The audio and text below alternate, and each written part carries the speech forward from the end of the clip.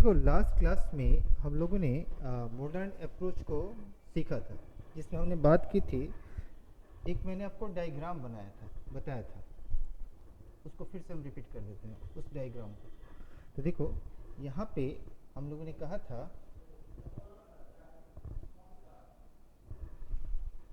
Sorry,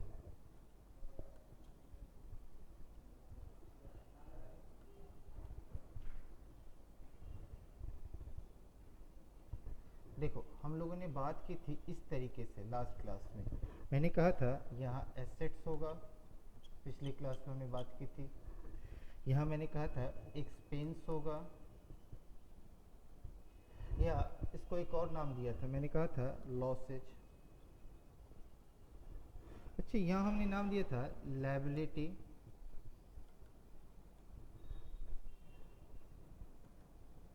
और यहाँ नाम दिया था कैपिटल, और उसके बाद नीचे नाम दिया था हमने इनकम। उसका दूसरा नाम दिया था गेन।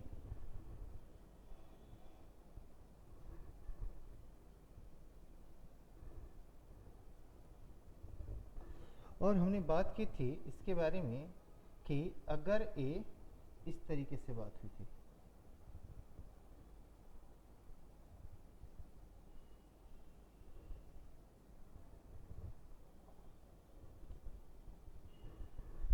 अगर ए, ऐसे मैंने डेबिट लिखा था और ऐसे मैंने क्रेडिट लिखा था।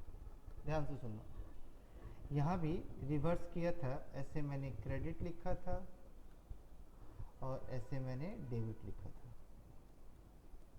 सारी जनरल एंट्री इसी पे बेस्ड है, सारी जनरल एंट्री इसी पे बेस्ड है। तो मेरी बात सुनो। अगर एसेट्स का मतलब मैंने बताया था जो भी मेरी संपत्ति हो। एक्सपेंस तो आप जानते हैं, खर्चे को एक्सपेंस बोलते हैं। लायबिलिटी का मतलब है फ्यूचर में मुझे और कुछ पे करना होता है ना, तो मेरे लिए लायबिलिटी हो गई। और कैपिटल का मतलब होता है बिजनेस में जो हम पैसा लगाते हैं उसको हम कैपिटल बोलते हैं। और जो भी मेरी इनकम हो गई, जो भी मेरी कमाई हो गई, उसको हम इनकम बोलते हैं। तो देखो, अगर एसेट्स और एक्सपेंस बढ़ता है ना, एसेट्स और एक्सपेंस बढ़ता है ना, तो उसको हम डेबिट करते हैं, उसको हम डेबिट करते हैं। अगर यही कम होगा तो हम क्रेडिट करेंगे। उसी तरीके से लायबिलिटी कैपिटल को हमने शॉर्ट में नाम दिया था LIC। LIC तो याद रहेगा, लायबिलिटी, इनकम और कैपिटल। अगर अगर बढ़ेगा ना तो क्रेडिट होगा, अगर कम होगा ना तो डेबिट होगा। आइए इसके बेसिस पे हमने लास्ट क्लास में, जहाँ तक मुझे ध्यान है, 2-3 एंट्री हम लोगों ने की थी। 2 एंट्री की थी शायद, मैं अभी देख लेता हूँ। हाँ, 2 एंट्री की थी। आइए हम तीसरा एंट्री स्टार्ट करते हैं, थर्ड एंट्री। तो एंट्री नंबर थर्ड देखना, बस इसी के बेसिस पे हम करेंगे। एंट्री नंबर थर्ड, मैं कहूँ कि फर्नीचर परचेज,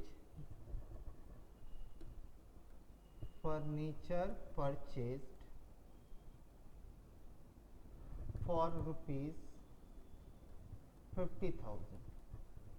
अच्छा देखो, इसमें क्या हुआ, इसमें मैंने फर्नीचर परचेज किया। मेरी बात को सुनते जाना, मैंने ना फर्नीचर परचेज किया, फर्नीचर परचेज किया। तो देखो इसमें ना 2 अकाउंट इन्वॉल्व है। अगर मैं इसकी बात करूँ ना तो मैं कह सकता हूँ कि यहाँ पे 2 अकाउंट इन्वॉल्व है। देखना कौन कौन से अकाउंट इन्वॉल्व है। एक फर्नीचर अकाउंट, और यहाँ पे मैं एक वर्ड लिख देता हूँ, फॉर कैश लिख देता हूँ। आगे इसके बारे में और हम लोग डिटेल से बात करेंगे। तो फर्नीचर परचेज फॉर कैश ₹50,000। तो यहाँ ना 2 अकाउंट इन्वॉल्व है। देखना कौन कौन से अकाउंट। एक तो मेरा फर्नीचर अकाउंट इन्वॉल्व है, तो मैं यहाँ लिख दूँ जो जो अकाउंट हमारे इन्वॉल्व हैं। तो मैंने कहा एक हमारा फर्नीचर अकाउंट इन्वॉल्व है। अच्छा, दूसरा हमारा ना कैश अकाउंट इन्वॉल्व है, कैश अकाउंट इन्वॉल्व है। अच्छा, फर्नीचर सब जानते हैं, हम सब जानते हैं कि फर्नीचर ना हमारे लिए एसेट्स है। तो मैं इसके नीचे लिख दूँ कि फर्नीचर के नीचे मेरी एसेट्स है। अच्छा देखो, कैश भी क्या है, कैश भी तो हमारी एसेट्स है। तो मैंने लिख दिया कि हमारी एसेट्स है, फर्नीचर भी एसेट्स है, कैश भी एसेट्स है। अब देखिए, अगर हम फर्नीचर खरीदते हैं ना तो फर्नीचर क्या होता है, इंक्रीज होता है, बढ़ता है। और बढ़ता है तो मैं इसे ऐसे लिख दूँ कि फर्नीचर बढ़ेगा। अच्छा, अगर हम कैश में पेमेंट देंगे ना तो कैश हमारी कम होगी, कैश हमारी कम होगी। तो मैं कहूँगा कि कैश हमारी कम होगी। तो देखो, तो ऊपर हमने क्या पढ़ा था कि एसेट्स अगर बढ़ता है तो डेबिट करो, अगर कम होता है तो क्रेडिट करो। तो देखो फर्नीचर एसेट्स है, फर्नीचर इंक्रीज हुआ, बढ़ने का मतलब इंक्रीज हुआ, तो फर्नीचर को हम डेबिट करेंगे और कैश को हम क्रेडिट करेंगे, कैश को हम क्रेडिट करेंगे। तो देखो हमारी एंट्री क्या बनेगी, मेरी एंट्री क्या बनेगी, और मैं यहाँ अमाउंट भी लिख दूँ। देखो अमाउंट कितना इन्वॉल्व है, अमाउंट 50,000 इन्वॉल्व है, तो मैं यहाँ पे अमाउंट भी मेंशन कर दूँ,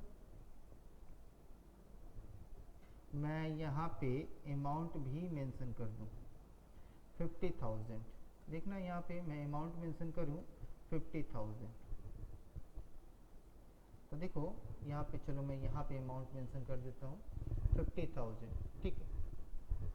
तो मैं यहाँ पे अमाउंट मेंशन कर दूँ, अमाउंट इज 50,000। यहाँ भी अमाउंट कितना इन्वॉल्व है, अमाउंट 50,000 इन्वॉल्व है। तो हमने क्या देखा, फर्नीचर की वैल्यू बढ़ी ना, फर्नीचर की वैल्यू बढ़ी ना, तो फर्नीचर की वैल्यू बढ़ी, फर्नीचर एसेट्स है तो हम फर्नीचर को डेबिट करेंगे, तो हमारी एंट्री बनेगी फर्नीचर, फर्नीचर अकाउंट डेबिट, और नीचे अमाउंट लिखा है, amount is 50,000 to cash, cash को हम क्या करेंगे, क्रेडिट करेंगे to cash account, amount is 50,000। और जो बातें होती है ना उसको हम नरेशन में लिखते हैं, हम यहाँ लिखेंगे बीइंग हो क्या रहा है, फर्नीचर को हम कैश में परचेज कर रहे हैं, इसी बात को हम लिखेंगे being furniture, being furniture purchased, being furniture purchased for cash.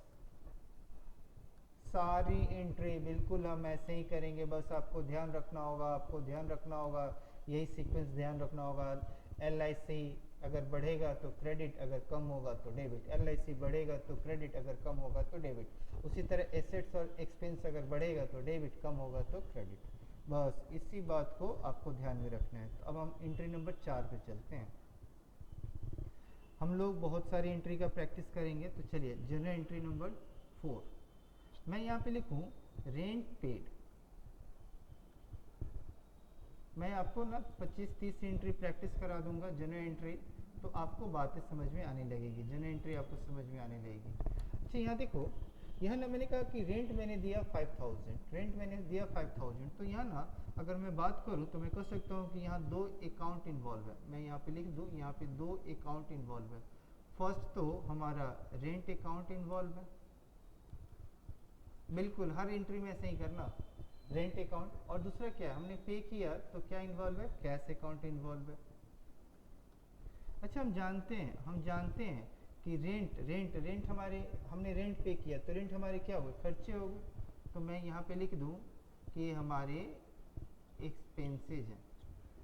अच्छा कैश अभी देखा था, कैश क्या है, एसेट्स है, तो मैं यहाँ पे एसेट्स लिख दूँ, और नीचे ना मैं अमाउंट लिख दूँ, अमाउंट इज 5,000, मान लेते हैं, कुछ भी हो सकता है।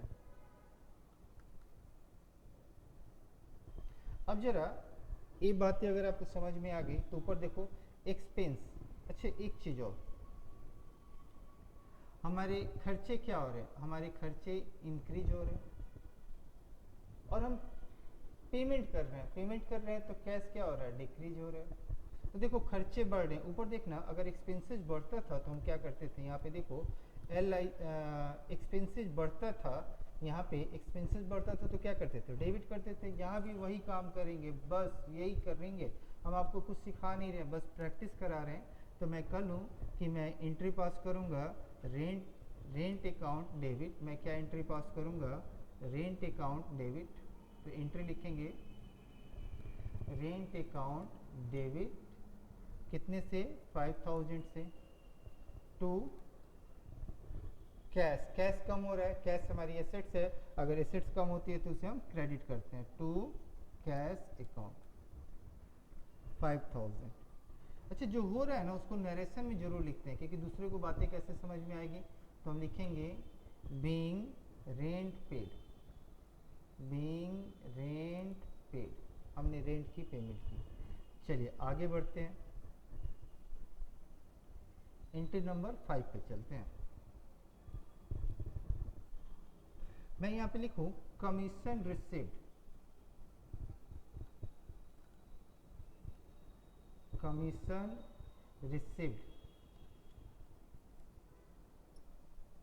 रुपीज 10,000। मैंने कहा कि कमीशन हमने 10,000 रिसीव किया। तो देखो इसमें पहले आपको आइडेंटिफाई करना पड़ेगा कि कौन कौन से अकाउंट इन्वॉल्व है। तो मुझे दिख रहा है एक तो कैश अकाउंट इन्वॉल्व है और एक कमीशन अकाउंट इन्वॉल्व है। तो मैं इस बात को यहाँ पे लिख दूँ कि कौन कौन से अकाउंट इन्वॉल्व है।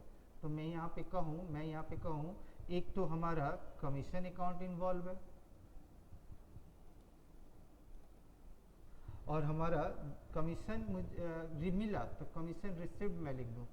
एक तो हमारा कमीशन रिसिव्ड अकाउंट इन्वॉल्व है और दूसरा कौन सा अकाउंट इन्वॉल्व है, कैश अकाउंट इन्वॉल्व है। तो मैं कह लूँ दूसरा हमारा कैश अकाउंट इन्वॉल्व है। अब देखना बच्चे, कमीशन रिसिव्ड ये मेरी क्या हो गई, मेरी इनकम हो गई। कमीशन हमें मिला तो ये मेरी क्या हो गई, इनकम हो गई।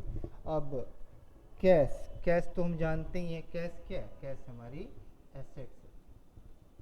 तो मैं यहाँ पे एसेट्स लिख दूँ। अच्छा अमाउंट कितना इन्वॉल्व है, जरा अमाउंट को भी लिख दो। अमाउंट कितना इन्वॉल्व है, नीचे अमाउंट लिख देना 10,000 अमाउंट इन्वॉल्व है, 10,000 अमाउंट इन्वॉल्व है। अच्छा अब देखो तो एक मेरा इनकम है, एक मेरा एसेट्स है। अब हमें देखना होगा कि अगर हमें कैश रिसीव्ड कमीशन रिसीव्ड होता है ना, तो यानी कि मेरी इनकम क्या हो रही है, मेरी इनकम इंक्रीज हो रही है।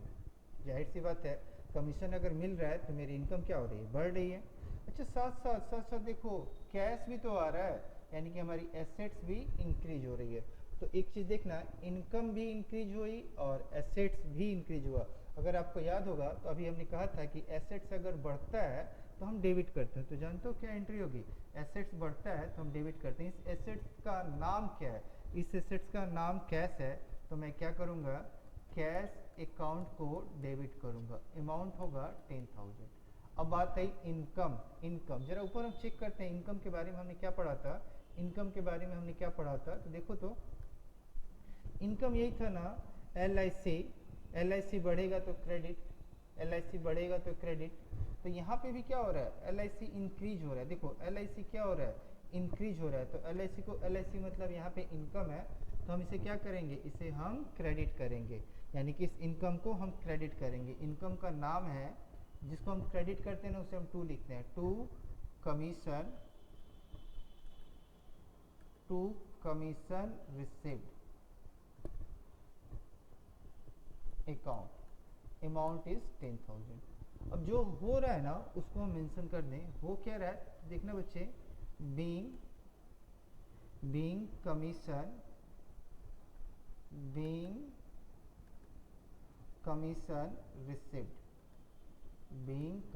रिसीव्ड।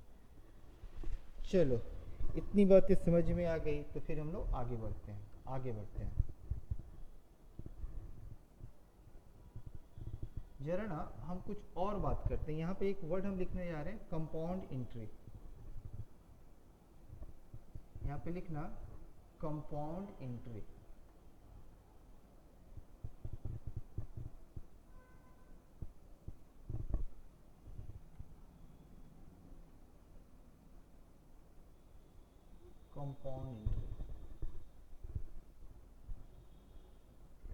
अच्छा देखो तो अभी तक हमने क्या पढ़ा था कि एक अकाउंट डेबिट हुआ। अभी तक जो हम लोगों ने पढ़ा था उसमें हम लोगों ने देखा कि एक अकाउंट डेबिट हुआ और एक अकाउंट क्रेडिट हुआ। ऐसा भी हो सकता था कि एक से ज़्यादा अकाउंट डेबिट हो या एक से ज़्यादा अकाउंट क्रेडिट हो या दोनों हो।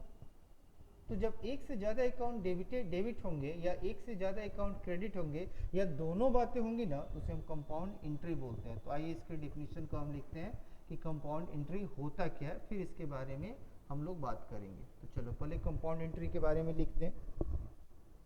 दो जनरल इंट्री, यहाँ पे लिखना दो general entry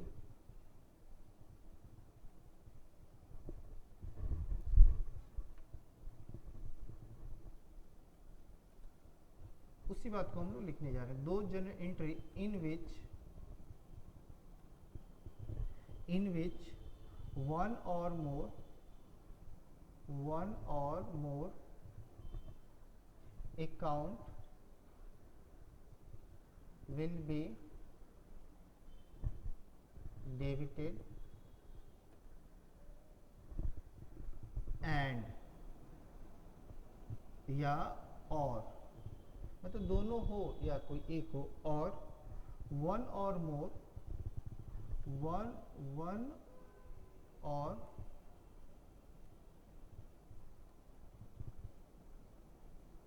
one or more account will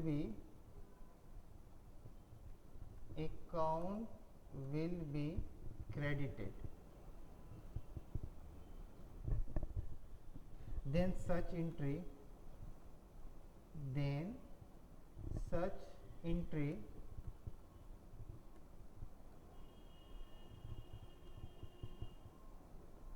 is called compound entry. तो उसको हम क्या नाम देंगे?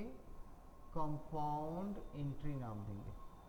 यानी कि एक से ज़्यादा डेबिट हो या एक से ज़्यादा क्रेडिट हो या दोनों बातें हो तो उसे हम कंपाउंड एंट्री नाम देंगे। जैसे यहाँ पे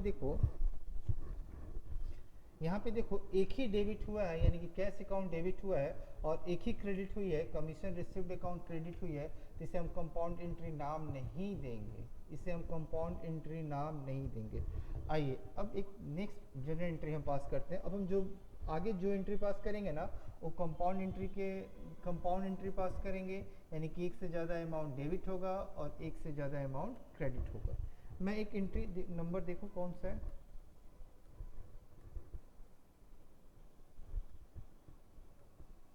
5, 6। चलिए हम ना कंपाउंड एंट्री जरा पास करते हैं। तो देखना बच्चे 6th पॉइंट किस बात की एंट्री पास करनी है, पहले इस चीज को देख लो। लिखना rent, paid rent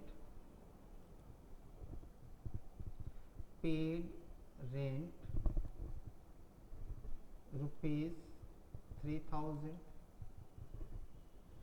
comma salary ₹2000, telephone expenses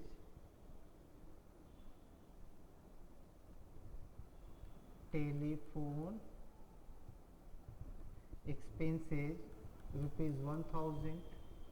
and electricity expenses, मैं थोड़ा सा इसको बड़ा लिख दूं, electricity expenses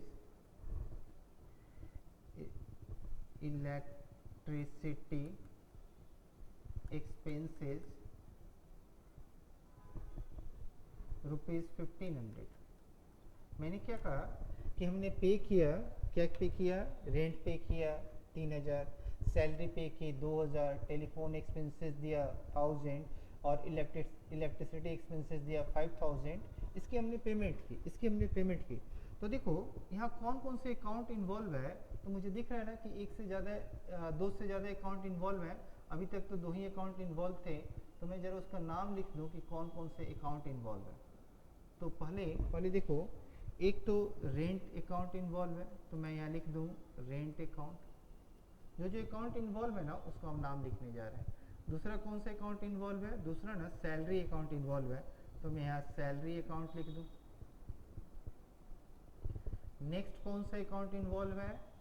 telephone expenses account involve है, तो मैं इस बात को लिख दूँ टेलीफोन एक्सपेंसेज अकाउंट इन्वॉल्व है। अच्छा उसके बाद कौन सा अकाउंट इन्वॉल्व है? बस एक और है, इलेक्ट्रिसिटी एक्सपेंसेस, यानी कि टेलीफोन एक्सपेंसेज हो गए और लास्ट अकाउंट है इलेक्ट्रिसिटी एक्सपेंसेज अकाउंट इन्वॉल्व है। चलो कौन कौन से एक्सपेंसेज अकाउंट, कौन कौन से अकाउंट इन्वॉल्व है, इस बात को हमने देख लिया कि यहाँ पे कौन कौन से अकाउंट इन्वॉल्व है। हाँ सर, इतनी बातें समझ में आ गई। साथ साथ एक और अकाउंट इन्वॉल्व है, मैं इसको थोड़ा ना इधर को लिख देता हूँ। मैं इस बात को यहाँ पे लिख देता हूँ। Next is electricity expenses, electricity expenses, और एक आखिरी में हमारा कैश भी इन्वॉल्व है। तो मैं यहाँ पे लिख दूँ कि एक अकाउंट और है, कैश अकाउंट, ये भी इन्वॉल्व है। तो देखो यहाँ पे कितने अकाउंट इन्वॉल्व हो गए हैं, यहाँ पे टोटल 5 अकाउंट इन्वॉल्व हो गए हैं। Rent account, salary account, telephone expenses account, electricity account, electricity expenses account और कैश अकाउंट। सर ये तो अकाउंट इन्वॉल्व हो गए। अब आप बताओ कि इसमें आगे कौन कौन से क्या क्या होंगे, कौन एसेट्स होगा। जैसे अब हमें ढूंढना है कि कौन एसेट्स होगा, कौन एक्सपेंस होगा, कौन एलआईसी होगा। तो मुझे दिख रहा है कि कैश एसेट्स है, बाकी के बारे में चेक कर लेंगे, बाकी के बारे में कि एक्सपेंस है या लायबिलिटी है या कैपिटल है या इनकम है। तो देखो यहाँ पे क्या हो रहा है, यहाँ देखो। तो पहला काम करूँ कि मैं यहाँ पे लिख दूँ कि कैश हमारी एसेट्स है। तो मैं यहाँ पे लिख दूँ it is assets, it is assets. अच्छा, रेंट मैंने दिया तो जाहिर सी बात है ये हमारे एक्सपेंसेज हैं, तो मैं यहाँ पे ब्रैकेट में एक्सपेंसेज लिख दूँ। सैलरी हमने दिया, सबकी पेमेंट की है, तो सैलरी भी हमारे खर्चे हो गए, तो मैं यहाँ पे एक्सपेंसेज लिख दूँ। और यहाँ तो लिखा ही है टेलीफोन एक्सपेंसेज, फिर भी मैं यहाँ पे एक्सपेंसेज लिख दूँ। यहाँ पे दिया ही है सैलरी एक्सपेंसेज, फिर भी मैं यहाँ पे एक्सपेंसेज लिख दूँ। यानी कि 4 अकाउंट एक्सपेंस के हैं और 1 अकाउंट एसेट्स के। अब देखो तो एक मेरी बात सुनो, मैंने कहा कि मैंने यहाँ भी रेंट दिया, वहाँ भी रेंट दिया, वहाँ भी रेंट दिया, इससे हमारा एक्सपेंस क्या होगा, एक्सपेंस बढ़ेगा।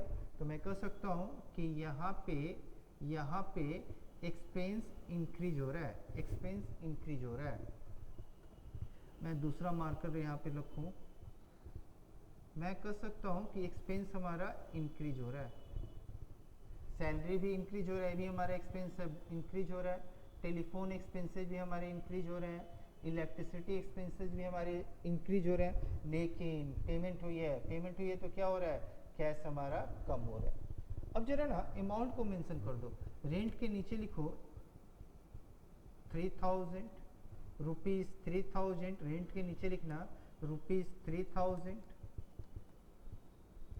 सैलरी के नीचे लिखना रुपीज़ 2000।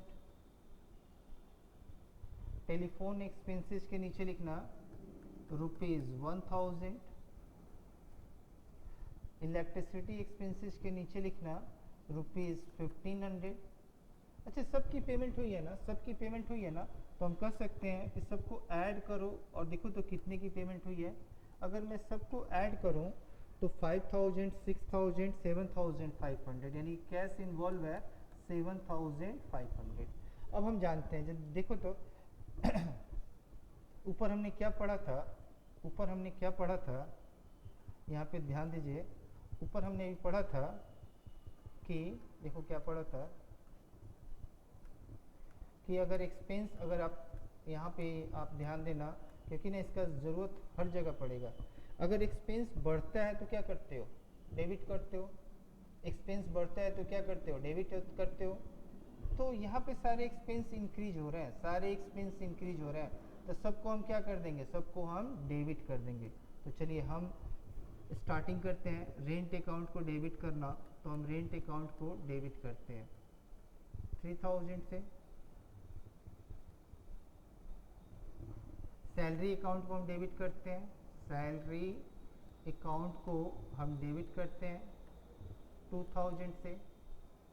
अच्छा, टेलीफोन सारे एक्सपेंस है, सारे सभी इंक्रीज हो रहे हैं, सबको डेबिट कर दो। उसके बाद टेलीफोन एक्सपेंसेज अकाउंट को भी हम डेबिट करेंगे 1000 से। इलेक्ट्रिसिटी एक्सपेंस अकाउंट को भी हम डेबिट करेंगे, इलेक्ट्रिसिटी एक्सपेंस अकाउंट को भी हम डेबिट करेंगे कितने से, 1500 से। अच्छा, कैश हमारी एसेट्स है, कैश कम हो रही है ना, तो अगर एसेट्स कम होती है तो क्या करते हैं, अभी मैंने देखा था एसेट्स कम होती है तो क्रेडिट करते हैं। तो इस एसेट्स को कम करेंगे, इस एसेट्स को कम करेंगे, और इस एसेट्स का नाम क्या है, इस एसेट्स का नाम है कैश है। तो हम कैश अकाउंट को क्रेडिट करेंगे। और देख लो वहाँ अमाउंट कितना लिखा है, वहाँ अमाउंट 7500 लिखा है। अब इस बात को हम नरेशन में लिख लें।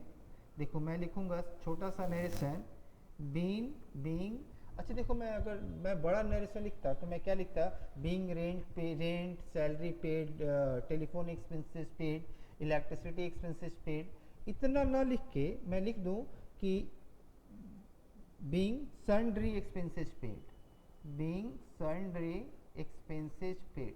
इसका मतलब है कि छोटे मोटे खर्चे की पेमेंट हुई है, बीइंग सन्ड्री एक्सपेंसेस पेड।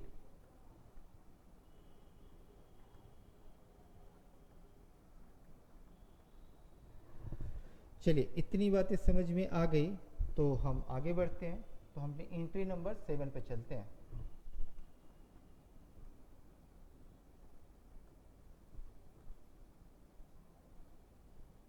चलो एंट्री नंबर 7 पे, सेवन्थ में लिखना कमेंस बिजनेस। कमेंस का मतलब होता है स्टार्ट करना, commence business with cash, with cash, amount लिख दें ₹1,00,000। हमने बिजनेस स्टार्ट किया 1,00,000 रुपए से, हमने बिजनेस स्टार्ट किया 1,00,000 रुपए से। तो अगर हम बिजनेस स्टार्ट करते हैं ना, तो जो पैसा लगाते हैं ना उसको हम कैपिटल नाम देते हैं। मैंने आपको बताया भी था कि जो भी हमारे बिजनेस में पैसे लगते हैं ना उसको कैपिटल नाम देते हैं। तो जानते हो यहाँ पे ना दो अकाउंट इन्वॉल्व हो गए। देखना कौन कौन से दो अकाउंट इन्वॉल्व हो गए।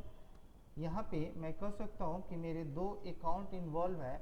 अगर मैं बात करूँ तो एक तो कैश अकाउंट इन्वॉल्व है, और दूसरा जो बिजनेस में पैसा लगाते हैं ना उसको हम कैपिटल नाम देते हैं, उसको हम कैपिटल नाम देते हैं। तो मैं कह लूँ एक तो हमारा कैश अकाउंट इन्वॉल्व है, और दूसरा जो बिजनेस में पैसा लगाते हैं उसको हम कैपिटल नाम देते हैं, उसे हम कैपिटल नाम देते हैं। तो मैं कह सकता हूँ कि दूसरा हमारा कैपिटल अकाउंट इन्वॉल्व है, कैपिटल अकाउंट इन्वॉल्व। अच्छा, हम जानते हैं कि कैश तो हमारी एसेट्स है, तो मैंने इसके नीचे एसेट्स लिख दूं। अच्छा, कैपिटल क्या है, कैपिटल क्या है, जरा ऊपर देखो तो कैपिटल, मैं उसमें से ढूंढूंगा कि उसमें से क्या है। तो देखो तो यहाँ पे मैंने क्या कहा था, कैपिटल के बारे में कोई डिवीजन नहीं था। आपको कैपिटल देखना है, लायबिलिटी देखना है, इनकम देखनी है। तो सिंपल सा कैपिटल गिवन है, तो मैं उसे उसके नीचे कैपिटल चाहूँ तो लिख दूँ या चाहूँ तो नहीं लिखूँ, ऑलरेडी लिखा हुआ है, नहीं भी लिखेंगे तो चलेगा। अच्छा, अमाउंट देखो तो यहाँ पे अमाउंट कितना इन्वॉल्व है, अमाउंट 1,00,000 इन्वॉल्व है, यहाँ भी 1,00,000 है और यहाँ भी 1,00,000 है, दोनों जगह 1,00,000 इन्वॉल्व है। तो देखो यहाँ पे मैं लिख दूँ 1,00,000।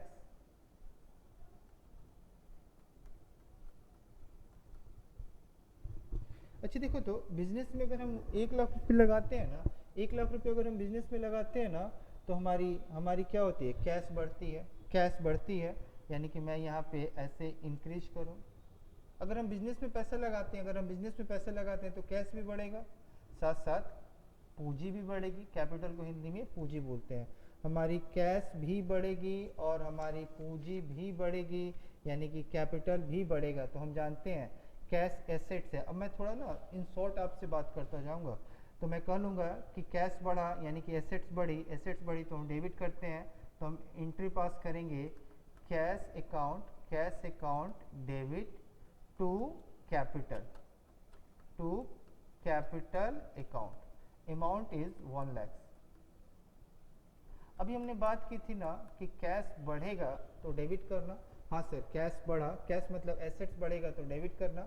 अच्छा, कैपिटल, कैपिटल वही पार्ट है ना, LIC के पार्ट है ना, तो LIC का पार्ट यहाँ पे देखो, मैंने आपको बताया था भी कि LIC का पार्ट अगर बढ़ता है तो हम क्रेडिट करते हैं। देखो यहाँ पे लिखा हुआ है LIC का पार्ट अगर बढ़ता है, यहाँ पे LIC का पार्ट अगर बढ़ता है तो क्रेडिट करते हैं। तो मैंने भी तो वही काम किया, मैंने भी बिल्कुल वही काम किया, मैंने इसे क्रेडिट कर दी, तो मैंने क्रेडिट की। और जो हो रहा है ना उसको नरेशन में लिखेंगे, लिखेंगे बीइंग, नरेशन में कि being business started, being business started with cash, business started with cash ₹1,00,000। I hope इतनी बातें आपको समझ में आ गई होगी। चलिए, इतनी बातें आ गई समझ में, तो नेक्स्ट एंट्री पे हम चलते हैं। तो एंट्री नंबर हम 8 पे चलेंगे।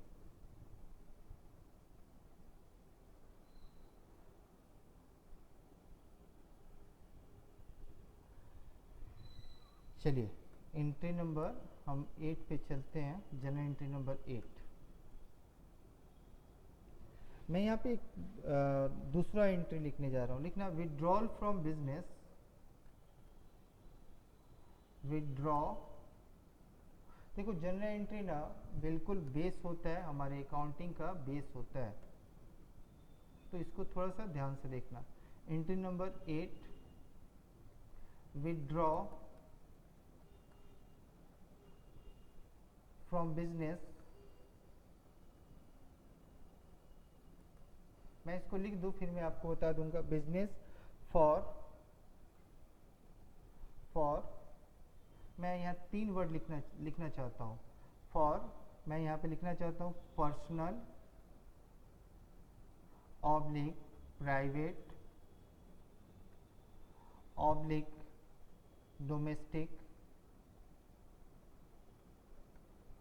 Domestic use ₹2 lakh. मैंने यहाँ पे क्या कहा कि मैंने बिजनेस से विड्रॉ किया। विड्रॉ मतलब निकालना, निकालना मतलब ड्राइंग करना। मैंने बिजनेस से ड्राइंग्स किया। किस बात के लिए? पर्सनल यूज के लिए, या ऐसे कर लो प्राइवेट यूज के लिए, या ऐसे कर लो डोमेस्टिक यूज के लिए। कितने? 2 लाख। तो पहले तो आपको चेक करना पड़ेगा कि इसमें कौन कौन से अकाउंट इन्वॉल्व है। तो मैंने बिजनेस से निकाला पैसा, तो एक तो हमारा कैश इन्वॉल्व है, और दूसरा पैसा निकाला मतलब विड्रॉ करना मतलब ड्राइंग करना। तो दूसरा अकाउंट इन्वॉल्व हो जाएगा ड्राइंग्स अकाउंट। तो मैं यहाँ पे लिखूँ कि यहाँ पे 2 अकाउंट इन्वॉल्व है। एक तो हमारा ड्राइंग्स अकाउंट इन्वॉल्व है, एक हमारा ड्राइंग्स अकाउंट इन्वॉल्व है, और दूसरा हमारा कौन सा? कैश अकाउंट इन्वॉल्व है। ड्राइंग्स अकाउंट और कैश अकाउंट। कैश के बारे में अभी हमने देखा भी था कि कैश तो हमारी एसेट्स है, तो मैं इस बात को लिख दूं कि कैश हमारी एसेट्स है। अच्छा, ड्राइंग्स मैंने पर्सनल यूज के लिए निकाला, तो मैं कह सकता हूँ कि ना पर्सनल नेचर के खर्चे हैं, तो मैं यहाँ पे कह सकता हूँ इट इज पर्सनल एक्सपेंसेस,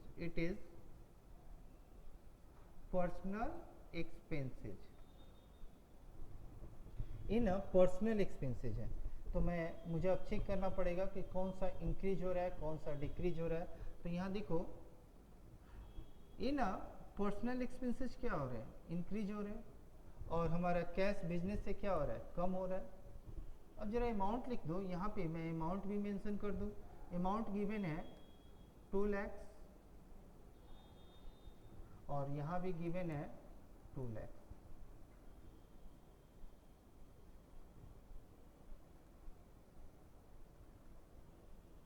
अच्छा, कैश मतलब एसेट्स कम हुआ, तो हम जानते हैं अगर एसेट्स कम होता है ना, तो उसे हम क्रेडिट करते हैं। तो पहला काम करो कि कैश को क्रेडिट करो। यहाँ लिखना टू कैश अकाउंट, जिसको क्रेडिट करते हैं उसको 2 से रिप्रेजेंट करते हैं। To cash account 2 lakh. और ड्राइंग्स को क्या करोगे? डेबिट करोगे। तो हमारी एंट्री बनेगी drawings account debit 2 lakh to cash. अब इसी बात को मैं नरेशन में लिख लूँ। बीइंग जो हो रहा है ना, उसको नरेशन में लिखते हैं। बीइंग विड्रॉल फ्रॉम बिजनेस,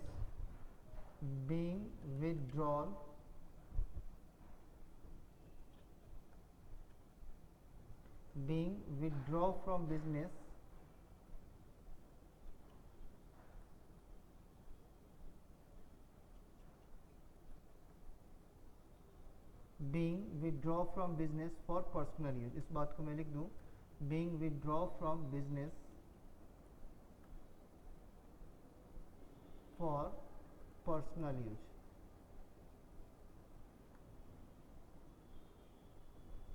अच्छा, पर्सनल यूज कर लो या प्राइवेट यूज कर लो या डोमेस्टिक यूज कर लो या हाउस होल्ड यूज कर लो, बात एक ही है, मतलब घर के खर्चे के लिए। अच्छा, यहाँ पे नोट करके एक पॉइंट लिखो, फिर मैं आपको समझा देता हूँ है क्या। नोट करके एक पॉइंट लिखना।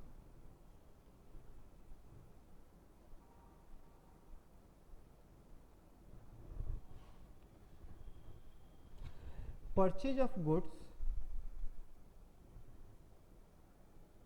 इसका यूज ना हम लोग आगे करेंगे। Purchase of goods, purchase of goods is our expenses, is our expenses, hence purchase account will be debited, will be debited। मैंने कहा कि मैं अगर गुड्स को परचेज करता हूँ ना, तो वो हमारे एक्सपेंस है, तो हम परचेज अकाउंट को क्या करते हैं, हम परचेज अकाउंट को डेबिट करते हैं। तो मैंने कहा purchase of goods is our expense, hence purchase account will be debited. अच्छा, यहाँ पे ना कुछ बच्चों को शायद गुड्स का मतलब नहीं पता होगा, तो मेरी बात सुनो। हम जिस चीज़ का बिजनेस करते हैं ना, जिस जिस चीज़ का हम बिजनेस करते हैं, वो हमारे लिए गुड्स होगा। एज फॉर एग्जाम्पल, मेरी बात सुनना। जैसे मान लो मेरी किताब की दुकान है, मेरी किताब की दुकान है, तो किताब मेरे लिए गुड्स होगा, किताब मेरे लिए गुड्स होगा, किताब मेरे लिए गुड्स होगा। मान लो मेरी एसी की दुकान है, तो एसी मेरे लिए गुड्स हो गए। तो जिस चीज़ का हम बिजनेस करते हैं ना, वो हमारी गुड्स हो गई। जिस चीज़ का भी हम बिजनेस करते हैं, वो हमारी गुड्स हो गई। जैसे मान लो मेरा मोबाइल का दुकान है, तो मोबाइल मेरे लिए गुड्स हो गया। तो चलिए एक नेक्स्ट एंट्री हम देखने जा रहे हैं, एंट्री नंबर 9। एंट्री नंबर 9 लिखना, goods purchased, goods purchased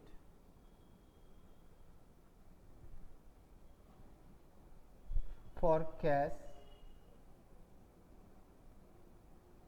rupees, मान लीजिए 10,000। हमने 10,000 का गुड्स कैश में परचेज किया।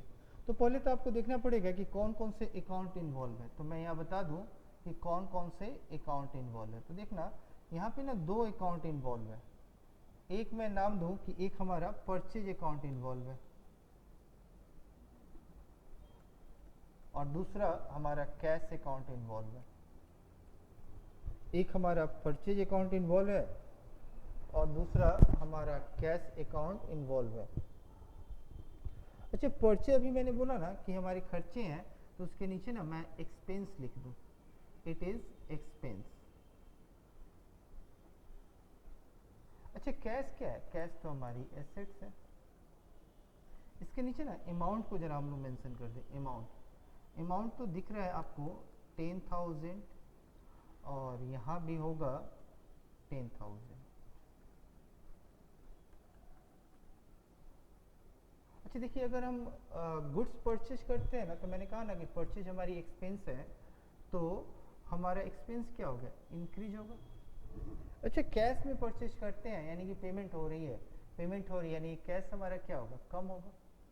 अब एंट्री आप खुद समझ जाओगे कि एंट्री क्या होगी। तो देखो बच्चे, तो आप क्या करोगे, आप क्या करोगे, आप कैश को क्रेडिट करोगे। तो मैं यहाँ पे एंट्री लिखता हूँ टू कैश। और परचेज को क्या करोगे? एक्सपेंस बढ़ता है तो डेबिट करते हैं, तो आप क्या करेंगे? परचेज अकाउंट को आप डेबिट करेंगे। Purchase account debit 10,000 to to cash account 10,000।